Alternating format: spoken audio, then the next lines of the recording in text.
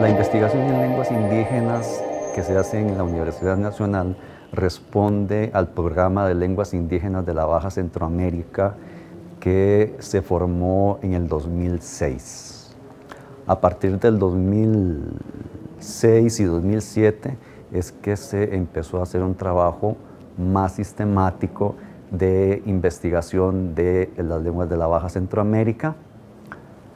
Por ahora hemos cumplido la etapa de la investigación lingüística en Costa Rica y ahora estamos yéndonos más hacia el sur, hacia otras lenguas que también corresponden al conjunto de las familias chibchas, y también estaríamos incluyendo las lenguas chocó. En general, el panorama todavía necesita cumplir la etapa básica, que es la etapa de la descripción gramatical. Hasta ahora los intentos de investigación y de revitalización de las lenguas han sido aislados y han sido guiados más por esfuerzos personales y no tanto por estudios coherentes y organizados de una manera más institucionalizada. Costa Rica, como es un país pequeño, entonces tiene pocas lenguas indígenas. Las lenguas chibchas que se hablan en Costa Rica son el malecu, que también tiene el nombre de huatuso. Está el guaymí, que también se habla en Panamá. Tenemos el bribri y el cabecar, que son lenguas hermanas. Y también tenemos la lengua teribe, que también tiene el nombre de naso. Y lamentablemente la lengua boruca ya ha sido considerada extinta desde hace unos pocos años para acá. La lengua bribri es una de las que tiene una mayor cantidad de hablantes, está calculado más o menos en unos 6.000 hablantes.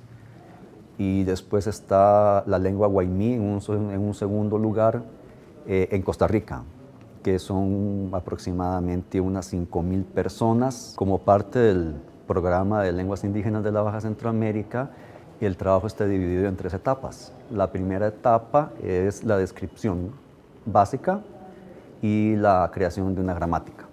La segunda etapa, que sería un poco más avanzada, que sería la investigación intergramatical entre las diferentes lenguas, buscar patrones tipológicos, universales lingüísticos, patrones areales, lo que a veces se conoce con el nombre del Sprachbund. Y la tercera etapa, que pienso que sería la justificación más real y la más rica, que sería después la etapa de la revitalización. Cuando una lengua ya cuenta con una gramática, ya se siente más sofisticada, se siente como algo más válido. Y eso entonces beneficia tanto a los estudios indígenas como a los propios hablantes de las lenguas indígenas, porque entonces les permite empoderarse. Esto enriquece la ciencia de la lingüística en general. Pero lo más importante es que estamos hablando de personas que son las que hablan las lenguas. Y entonces nunca hay que perder de vista que lo que se hace en investigación, lo que hacemos en la academia, debe tener alguna consecuencia en la vida práctica que enriquezca a los demás.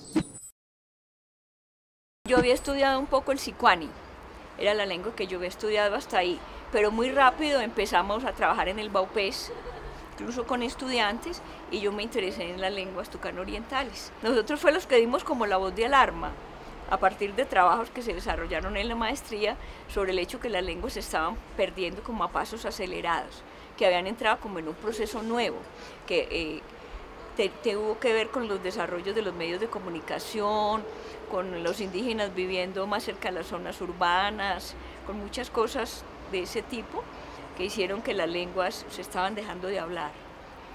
Y empezamos un trabajo en el Amazonas con eso, y pues nos imaginábamos que el Amazonas era la zona de verdad indígena donde se hablaban las lenguas, y los resultados fueron muy muy poco esperados, nos dimos cuenta que las lenguas estaban dejando de hablar, o sea, los padres le están dejando de transmitir la lengua a sus hijos. Y en todos los casos hemos visto en los estudios de caso que se han hecho, en los diagnósticos, que la población joven cada vez habla menos la lengua. A veces si la lengua se puede hablar, tener uso permanente en personas mayores de 40 años, pero a medida que uno desciende, digamos, a nivel intergeneracional, cada vez se habla menos la lengua. Ese proceso en algunas partes se ha visto ya muy claro, pero en otros apenas se perfila, ¿no? Incluso en los sitios donde las lenguas son muy vitales, uno ve que la población joven habla menos. Los que trabajan sobre eso tienen como unas políticas, dicen que una cosa muy importante es documentarlas. O sea, cuando una lengua está en peligro, lo primero que hay que hacer es documentarla para que quede un testimonio de eso. Yo creo que otra cosa que es muy importante, que también todo el mundo está de acuerdo, es escribirla. Sí, las lenguas hay que escribirlas para que queden documentos. Y fuera de eso, escribirlas para poderlas llevar a la escuela. Yo creo que la enseñanza de la lengua en la escuela es un factor muy importante. Yo creo que esas dos cosas son factores de primer orden. Fuera de eso, hay que jugar mucho también con lo que quieren los hablantes, ¿no?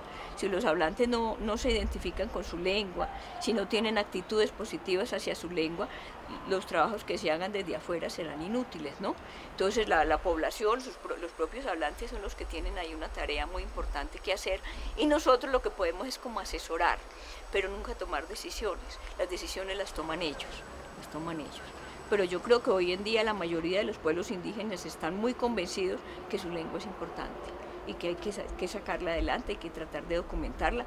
Todos quieren que su lengua tenga un espacio en la educación, eso pasa por escribirla, y ahí hay un trabajo pues que los lingüistas sí podemos ayudar a hacer, y documentarla también es un trabajo que se puede hacer, y de ahí en adelante yo creo que la cosa empieza a arrancar.